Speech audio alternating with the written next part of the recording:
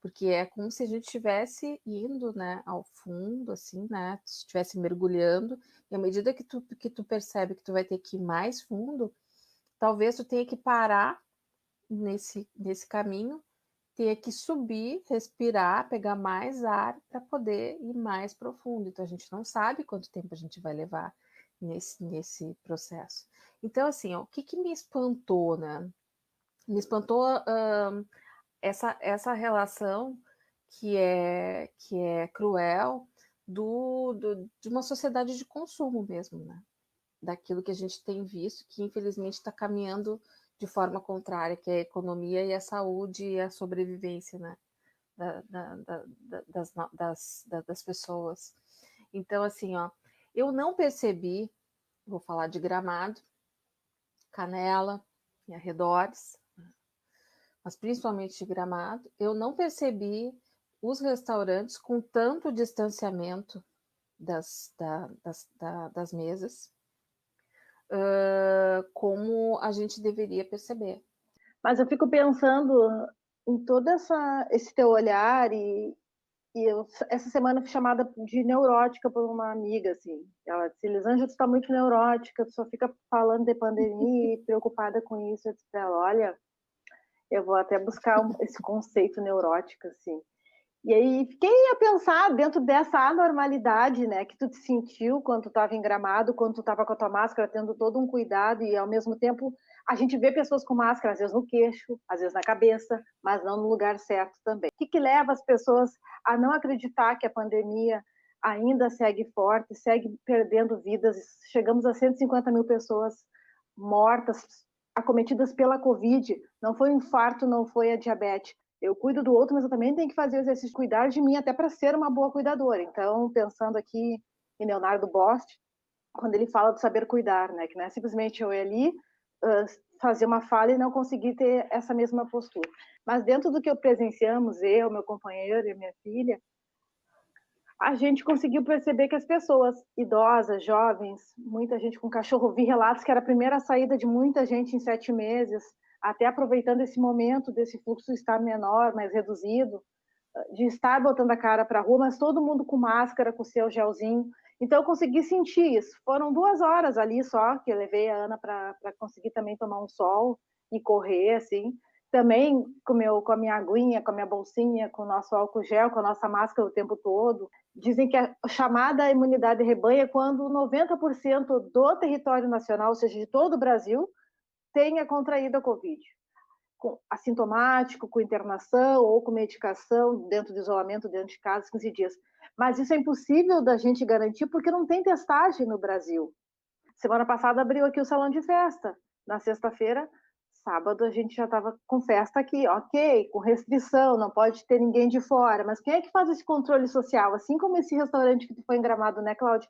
Quem é que faz o controle? Não tem servidor para fazer o controle social da vigilância sanitária para tudo isso. Ao mesmo tempo, é uma questão de concepção e compromisso social do cidadão e do empreendedor. Mas ainda assim se banaliza a questão da Covid. Só para a gente pensar assim, quanto problematização dentro desses aspectos, dessas respostas aí.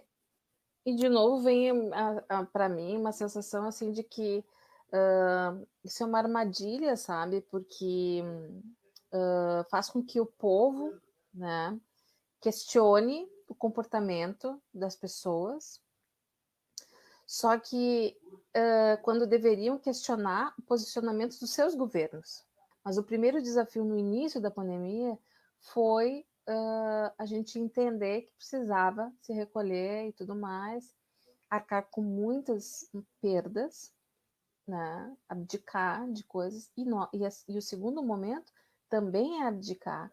Só que o segundo momento me parece muito mais desafiador também, porque nós temos uma realidade que nos ilude o tempo inteiro. Né? E, infelizmente, com a colaboração dos nossos governos, que servem, né, aos seus patrões, que realmente continua sendo a economia, e que a gente sabe muito bem que muitos setores não perderam, que, aliás, aqueles que têm mais lucraram muito mais. Mas também cabe às pessoas ter essa consciência de que se coloca num risco, porque o boicote a resistência a gente pode fazer não indo, né, Cláudia? E dizer para os amigos que são Exatamente. empresários que a gente não está aqui banalizando e nem dizendo que não é importante o trabalho que eles têm e segurar mais um pouco é necessário até para que futuramente a gente consiga estar aí junto pensando outras estratégias, porque a gente também tivesse um governo mais ativo e mais solidário, a gente pensaria em acessos financeiros, porque até hoje muitos empréstimos que alguns empresários foram buscar ainda não foram subsidiados e não conseguiu esse acesso, assim como o auxílio emergencial ainda não chegou para quem realmente precisa. Então, dicas para sobreviver a situações, né, onde, como eu sempre digo, né, a gente tem que priorizar com o tempo, né, essa subida, assim, para ir lá buscar ar e descer, ela tem a ver com saúde mental, né? Então, assim, daqui um pouco tu tem que priorizar a saúde mental, flexibilizar para priorizar a saúde mental, para se manter mais tempo com os protocolos de segurança, mas não com uma rigidez que daqui um pouco tu vai ficar mais doente do que com a própria Covid, né? A parcela de pessoas que não vão se enquadrar em nada do que eu vou dizer, mas muitas vão, porque as condições financeiras são diferentes. Mas hoje a gente sabe que o Airbnb, que são aqueles tipos de hospedagem, que é se hospedar na casa de pessoas ou de apartamentos ou de casas e não em hotéis, é uma boa opção. Por quê? Porque tu pode fazer a tua comida, né? Geralmente é uma hospedagem que te oferece uma estrutura de casa ou de apartamento onde tu pode fazer o teu alimento. Te organiza. A organização é fundamental. Por quê? Porque se, por exemplo, tu quiser sair para comer em algum lugar, tu vai ter que realmente observar, dando um Google, por exemplo, tu pode observar quais são os horários de pico. Assim, ó, por exemplo, tem uma dica interessante assim, né? Ou tu vai tomar um café muito cedo para depois almoçar cedo para poder pegar um restaurante cedo, né? Ou tu vai fazer o contrário, tu vai tomar um café tarde para pegar um restaurante mais tarde. Eu vejo muitas pessoas também, às vezes, reclamar que não conseguem, mas eu também não vou viajar, vou aqui perto. Faz um piquenique, né? Piquenique ao ar livre, busca também os passeios ao ar livre. E o principal é abdicar. Porque nesse tipo de situação, tu tem que ir para o lugar entendendo que tu vai ter que te privar de fazer as coisas. Porque uma coisa é tu estar dentro da tua casa e tu simplesmente não estar fazendo as coisas e tu não tá vendo as coisas. Tu pode olhar na TV, tu vê que o pessoal foi na praia, mas tu não tá na praia vendo todo mundo indo para a praia e tu não indo. Então, assim, por isso que eu te digo, o desafio nosso, por enquanto, né, me parece muitas vezes que é maior. Eu ficaria com a palavra, com uma frase ali da música inicial do nosso querido Renato Russo, da banda Legião Urbana, que fala: para que o nosso egoísmo não destrua o nosso coração. Eu só colocaria assim: vamos usar a máscara e vamos cuidar, mesmo que a gente tenha que sair, porque a gente nem momento está dizendo não saia, pelo contrário. Faça aquilo que você precisa, faça aquilo que você necessita, mas se cuide. Porque o nosso egoísmo, quando eu não me cuido, eu estou destruindo mais uma vida que vai ser daqui a pouco 151 mil.